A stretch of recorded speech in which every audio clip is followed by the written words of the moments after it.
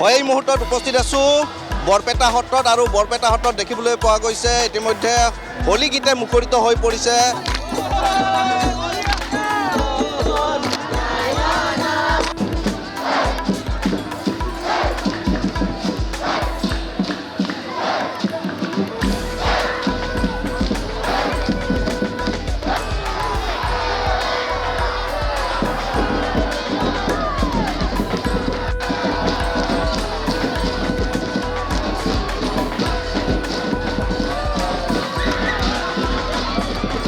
সমগ্ৰ বৰপেটা আৰু এই মুহূৰ্তত মই বৰপেটাৰ পৰিৱেশ দেখুৱাইছোঁ। বৰপেটা সত্ৰত এনেদৰে ৰঙে ৰঙে একাকাৰ হৈ পৰিছে যিহেতু বৰপেটা সত্ৰত 5 দিনীয়া কাৰ্যসূচীৰে শ্ৰীকৃষ্ণৰ দৌল মহোৎসৱ উদযাপন কৰা হৈছে আৰু আজি যিহেতু অন্তিমটো দিন অৰ্থাৎ ফাকুৱা তথা সুৱেৰী আৰু এনেদৰে বৰপেটা সত্ৰত লোকে লোকাৰণ্য হৈ পৰিছে, ৰঙে ৰঙে একাকাৰ হৈ পৰিছে বৰপেটাৰ আকাশ বঁটা আৰু হোলী গীতে মুখৰিত হোৱা পৰিলক্ষিত হৈছে।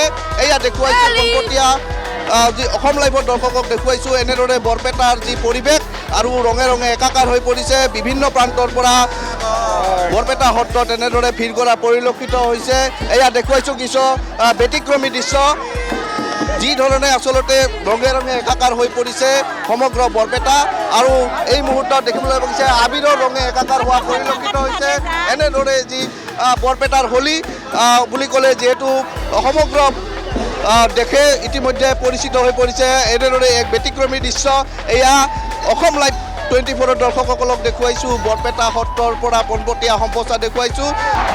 ভিডিঅ' জাৰ্নেলিষ্টে দেখুৱাই আছে ইয়াৰ পৰিৱেশ আচলতে ইয়াৰ পৰিৱেশ দেখিবলৈ পোৱা গৈছে। এয়া হৈছে বৰপেটাৰ দৃশ্য। বৰপেটা সত্ৰত এনেদৰে আচলতে হোলী ৰঙে ৰঙে একাকাৰ হৈ পৰিছে, আনন্দত বিভোৰ হৈ পৰিছে বৰপেটাবাসী আৰু সমগ্ৰ যি ৰাজ্যৰ বিভিন্ন প্ৰান্তৰ পৰা ক'ব লাগিব ৰাজ্যৰ বিভিন্ন প্ৰান্তৰ পৰাই যি আজিৰ দিনটোত এনেদৰে বিশেষভাৱে ওলাই অহা পৰিলক্ষিত হৈছে। সকলোৱে বৰপেটা সত্ৰলৈ অসংখ্য যি ভক্ত তথা দৰ্শনাৰ্থী ইয়াতে দেখিবলৈ পোৱা গৈছে। এনেদৰে আনন্দত মতলীয়া হোৱা দেখিবলৈ পোৱা গৈছে, আনন্দত মতলীয়া হৈ পৰিছে। এনেদৰে আমি কিছু দৃশ্যাংশ দেখুৱাইছোঁ আৰু এয়া হৈছে বৰপেটাৰ পৰিৱেশ যিহেতু আজি অন্তিমটো দিন তথা আজি সুৱেৰী তথা ফাকুৱা আৰু